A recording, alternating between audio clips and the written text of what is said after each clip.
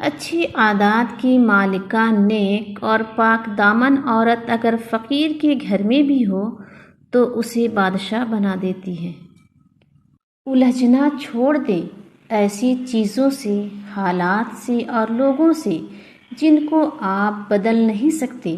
اپنی توجہ اس پر مرکوز کریں جسے آپ بدل سکتے ہیں، یعنی کہ اپنے آپ کو۔ زیادہ سوچنے سے بہتر ہے کہ استغفار کیا جائے۔ زیادہ سوچنا مشکلات کو بڑھاتا ہے اور استغفار مشکلات کا حل ہے۔ ہمیشہ دعا مانگتے رہا کرو، کیونکہ دعا کبھی رد نہیں ہوتی، یا تو قبول ہوتی ہے یا آخرت کے لیے ذخیرہ ہو جاتی ہے، یا مصیبت کو ٹال دیتی ہے۔ رسول اللہ صلی اللہ علیہ وسلم نے فرمایا، انسان کے بدن کے 360 جوڑوں میں سے ہر جوڑ پر ہر اس دن کا صدقہ واجب ہے جس میں سورج طلوع ہوتا ہے، اور لوگوں کے درمیان انصاف کرنا بھی ایک صدقہ ہے۔ انسان کو جتنا لگاؤ رزق سے ہے، اگر اتنا لگاؤ رزق دینے والے سے ہوتا تو اس کا مقام فرشتوں سے بڑھ کر ہو جاتا ہے۔ اگر ماں تم سے راضی ہے تو سمجھ جاؤ کہ اللہ بھی تم سے راضی ہے، کیونکہ ماں کی رضا میں ہی اللہ تعالیٰ کی رضا ہے۔ مایوس وہ ہوتے ہیں جن کو رب پر یقین نہیں ہوتا۔ مایوس وہ ہوتے ہیں جن کا ایمان کمزور ہوتا ہے۔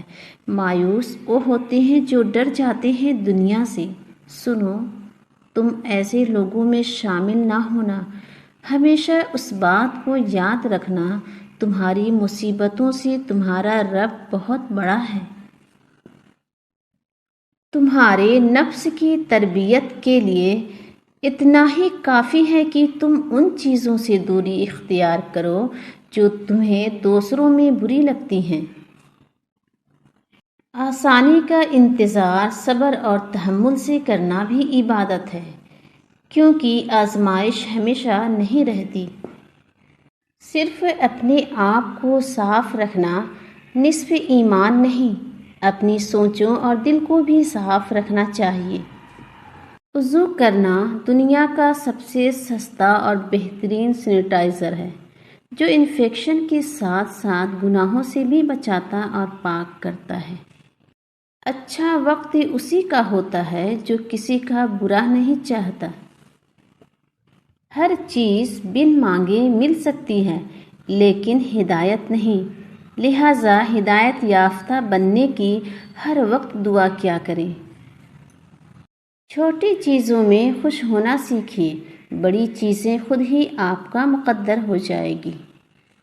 مومن آدمی آزمائش کے بعد نکھر جاتا ہے اور منافق بکھر جاتا ہے۔ اخلاق وہ موتی ہے جس کی کوئی قیمت نہیں ہوتی، مگر اس سے ہر چیز خریدی جا سکتی ہے۔ شک ایک ایسی بیماری ہے جو انسان کا سکون ختم کر دیتی ہے۔ اللہ کے خزانوں میں سب سے قیمتی چیز راہ ہدایت ہے۔ اپنی مصیبتوں کو چھپانا سیکھیں، کیونکہ ان کا اظہار دشمنوں کو خوش کرتا ہے اور محبت کرنے والوں کو تکلیف دیتا ہے۔ اگر آپ خوش رہنا چاہتے ہیں تو کم بات کریں اور بہت کچھ نظر انداز کریں۔ اچھی نیت اور اچھی سوچ والوں کو سکون ڈھونڈنا نہیں پڑتا۔ ان کے دل ہمیشہ نکھری ہوئی صبح کی طرح روشن اور پرسکون ہوتے ہیں۔ جو قریب ہوتا ہے مدد کے لیے اسے ہی پکارا جاتا ہے، اور اللہ سے زیادہ کوئی بندے کے قریب نہیں۔ وہ سب سے پہلے سننے والا اور سب سے پہلے جان لینے والا ہے۔ اسے لفظوں میں کہنے کی ضرورت نہیں، اسے لکھ کر درخواست دینے کی بھی ضرورت نہیں ہے۔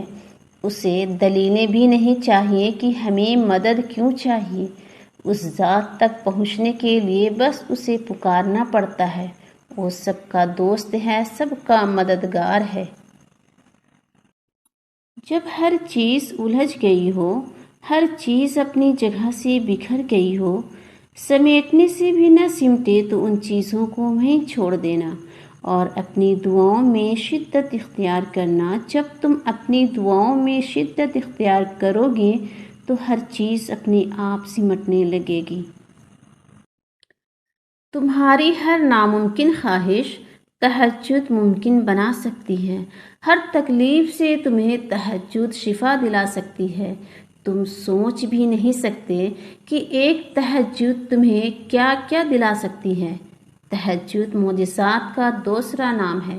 اللہ کو انسان کا نیند سے بیدار ہو کر اس کے سامنے سجدہ ریز ہونا اور آنسوؤں کے موتیوں سے التجا کر کے اپنی دعائیں طلب کرنا بہت پسند ہے۔